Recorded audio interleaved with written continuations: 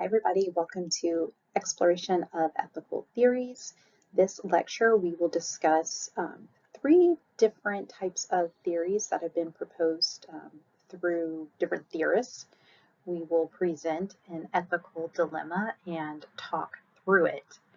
This is kind of a fun one, and it's one that you will elaborate with in one of your discussion posts as well. So the basis of a lot of our ethics comes from what lens we look through.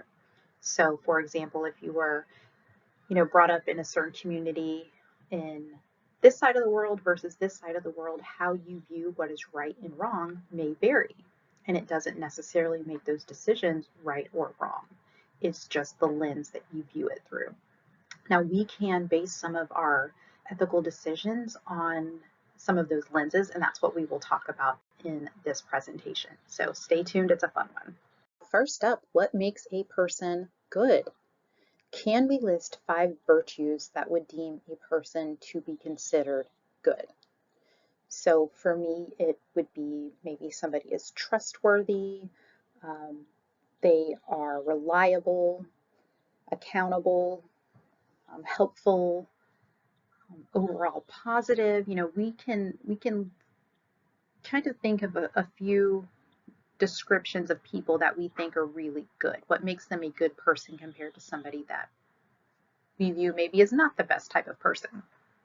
So think to yourself 5 virtues that you think of when you consider somebody to be a good person. So now that we've got a good base on how we view good, we can discuss our dilemma. So this is called the trolley car conundrum, or the trolley problem. And we have a runaway trolley, and it is heading towards 5 people on the track. You have the power to pull a lever to switch the trolley to another track, but it will kill one person on the other track. What do you do?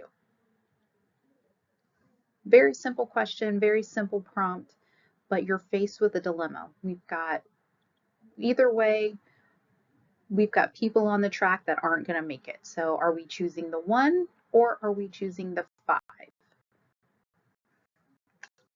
So as we're thinking about our decision, we're going to talk about some frameworks that are going to help us try to make these moral choices. So we have 3 we're going to talk about and how they apply to the trolley car problem. So the first one we will discuss is utilitarianism. The second one is deontology, and the last one is virtue ethics. First up, we have our utilitarianism framework, and this is John Stuart Mill who proposed this. This is the greatest good for the greatest number.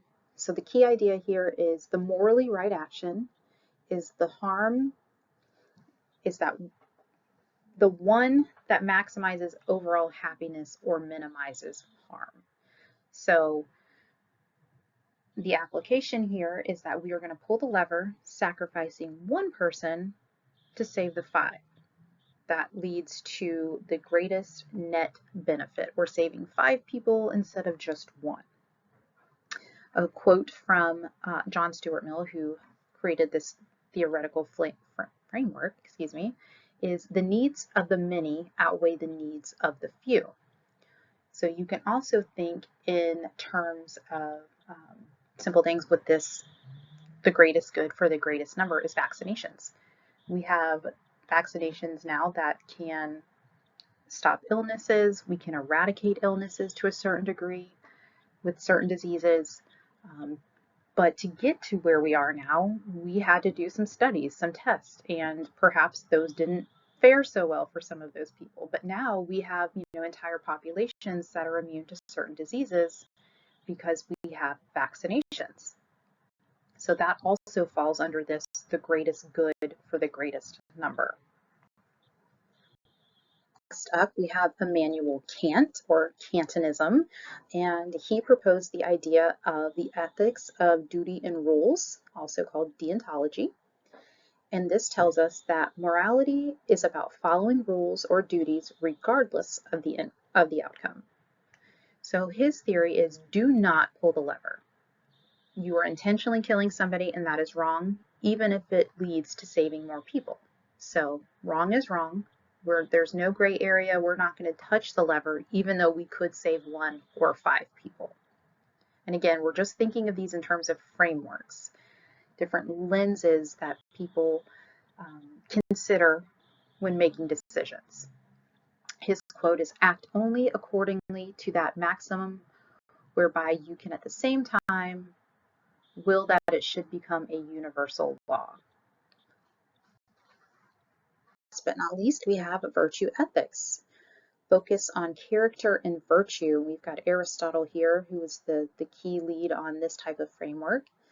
And that says moral actions stem from being a virtuous person, emphasizing character traits like compassion, courage, and wisdom.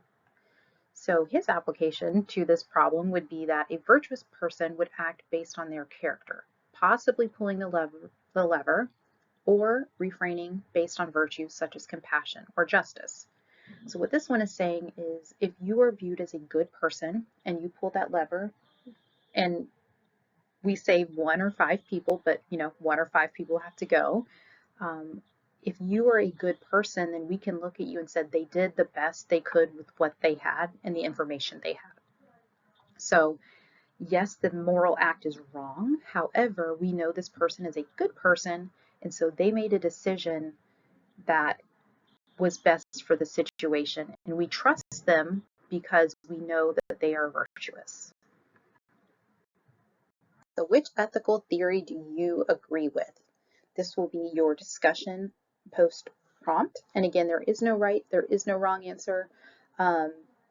We should respect everybody's opinions and values because we all come from different walks of life.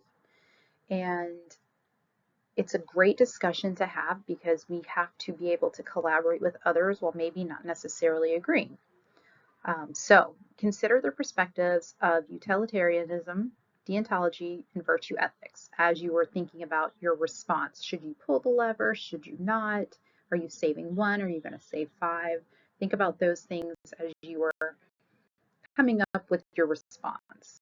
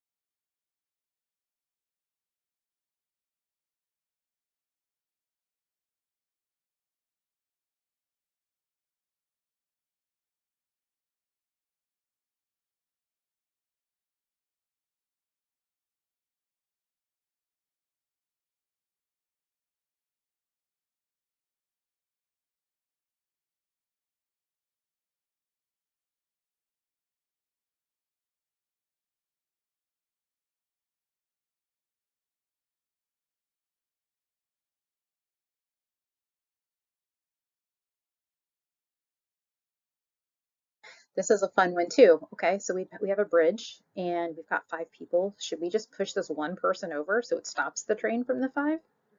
Maybe that's an option.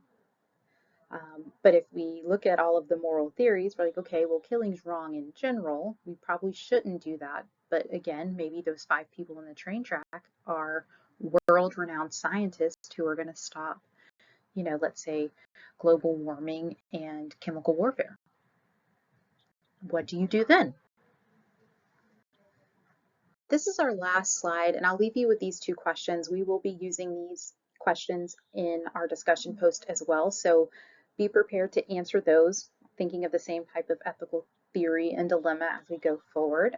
But the first question is, should autonomous vehicles prioritize passenger safety over pedestrians?